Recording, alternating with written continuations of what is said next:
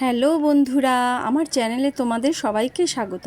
আজকে আমি করে ফেলবো করলার শুক্তো। তো দেখো, করলাটাকে সেদ্ধ করে নিয়েছি। অর্ধেক সেদ্ধ হয়ে গেলে আমি কড়াইতে তেল দিয়ে সর্ষে আর তেজপাতা ফোড়ন দিয়ে দেবো।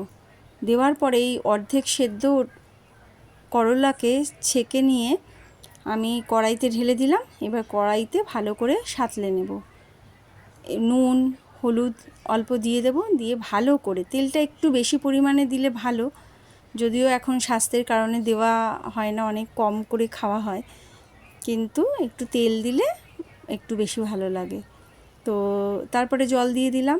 এবার করলাটা পুরো সেদ্ধ হওয়ার জন্য তৈরি হচ্ছে। আর ইতিমধ্যেই আমি পোস্ত আর রাঁধুনি আর আদা একসঙ্গে বেটে আমি দিয়ে দিলাম। তারপরে যেইটুকু অবশিষ্ট ছিল তার মধ্যে জল মিশিয়ে আমি দিয়ে দিলাম কড়াইতে পুরো সেদ্ধ হওয়ার জন্য। তারপরে অল্প সামান্য চিনি দিয়ে দিলাম। ব্যাস, আমার করলার শুক্তো রেডি। তোমরাও বাড়িতে বানিয়ে দেখবে বন্ধুরা। টাটা।